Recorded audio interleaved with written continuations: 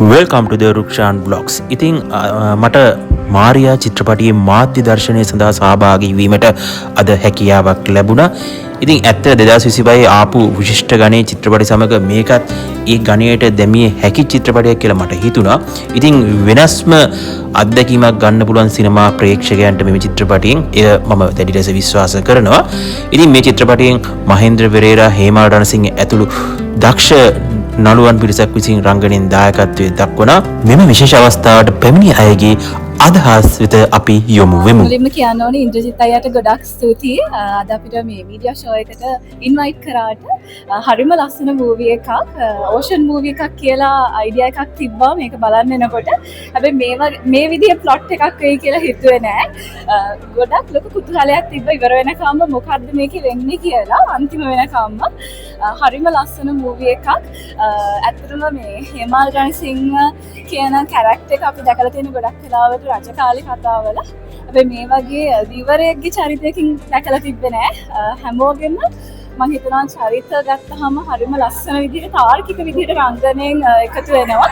හැම කෙනෙක්ම හරිම ලස්සන මූවි එකක්. ඉතින් මම මුළු ක්‍රූ එකටම විශ් කරනවා. හරිම ලස්සනයි. මම හිතනවා ප්‍රේක්ෂකයෝ ඉතාමත් ආදරෙන් මේ මූවි එක බලන්න ගනියි කියලා. මූවි එක ඇත්තටම ලස්සනයි. මුලින්දම එන්ජොයි කරා අන්තිම වෙනකම්ම. හරි අන්එක්ස්පෙක්ටඩ් එන්ඩින් එකක් තිබ්බේ.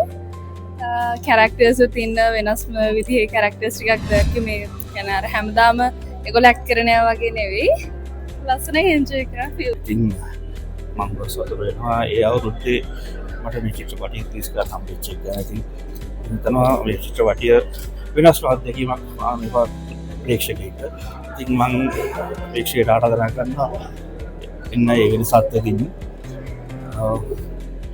ඉන්කුල අපේ ශිල්පීන් සෑහෙන මහන්සියක් වෙලා කරපු චිත්‍රපටියක්. ඉතින් අපිට තියෙන පහසුකම්ත් එක්ක මම හිතන්නේ අපේ මහන්සිය ප්‍රතිඵල අපි මේ රටින් අපි දැක්කා. අපිට හොඳ ප්‍රතිචාර ලැබුණා. මේ රටේ ප්‍රේක්ෂකයෙක් මම කියනවා එන්න මාරියා. ගොඩක් සතුටුයි මොකද දැන් චිත්‍රපටය කරලා අවුරුදු 4ක් විතරයි. නමුත් අවුරුදු 2ක්ම ෆෙස්ටිවල් වලට ගියා. ඉතින් ඒකින් තමයි මේ චිත්‍රපටය දාන්න පරක් වුණේ. අපි අවුරුදු 2ක් විතරම පිටරටවල ෆෙස්ටිවල් වලට ගිහින් ඉඳලා. කොහොම නමුත් මම හිතන්නේ අපේ කණ්ඩායම ගොඩක් මහන්සි වුණා මේ චිත්‍රපටය කරන්න. මොකද මුළු චිත්‍රපටය මුහුදේ කරේ දවස් 20 ගණනක් මුහුදේ ඉඳලා බොහොම මහන්සි වුණා. අපි ඒකින්ද හොඳම කට්ටිය ගත්ත චිත්‍රපටය කරන්න. මොකද ගොඩක් අපි හිතුවටත් වැඩිය බොහොම අමාරු. සමහර හන්දෑ 4න් පස්සේ අපිට ෂූට් කරන්න බැරි තත්ත්වයක් ආවා. බෝට්ටු හෙල්ලෙනවා. ඉතින් එහෙම ඒකට කොරෝනා කාලේ කොරෝනා උපරිම තිබ්බ කාලේ ඉතින් එහෙම තියෙද්දිත් මම හිතන්නේ අපේ කට්ටිය ඉතාමත්ම මහන්සි වෙලා මේ චිත්‍රපටය කරා. ඉතින් මම හිතන්නේ පහුගිය වසරක් ඇතුළතදී සිංහල සිනමාවේ ඉතාමත්ම චිත්‍රපටි කීපයක් ඉතාමත්ම සාර්ථක වුණා. ඉතින් මම හිතනවා මාරියා චිත්‍රපටියත් ඒ වගේම සාර්ථක වෙයි. මම සුරාන්. මම මාරියා එකේ ටෙනීගේ චරිතය රඟපානවා. ඉතින් මේ අපි කරපු මම හිතන්නේ මට ලොකු අත්දැකීම් නෑ ෆිල්ම් ගැන. නමුත් මේ අත්දැකීම මට ලොකු ඉස්සරහට යන ලොකු අත්වලක් වුණා.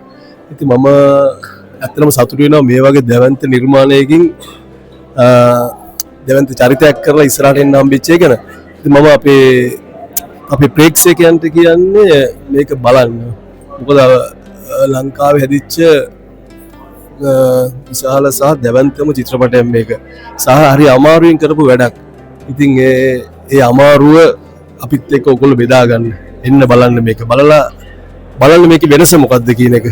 ඉතින් එතකොට ඔයගොල්ලන්ට තේරෙයි අපි කොච්චර මහන්සි වුණාද මේ වැඩේට කියලා. ඉතින් මම විතරක් නෙමෙයි අපේ ඇක්ට් කරපු හැමෝමත් මේ වැඩ කරපු හැමෝමත් බොට්ටු ඇතුලේ සහ අපිට සහයෝග කරන විශාල පිරිසක් ඉන්න. ඒ හැමෝටම ඔයගොල්ලෝ කරන ලොකු එක්ස්පෙක්ට් එකක් තමයි ඒල බලලා මේ අපිට කමෙන්ට් කරන්න. thank you. ඉතින් ඉදිරියේදී තවත් මෙවැනි වීඩියෝ ඔබ වෙත ගෙනීමට මා සූදානම් සිටිනවා. ඉතින් රැඳී සිටින්න මාත් සමග මතක ඇතුව මගේ YouTube channel එක subscribe කරලත් support එකක් දෙන්න. ඉතින් ගිහින් එන්න.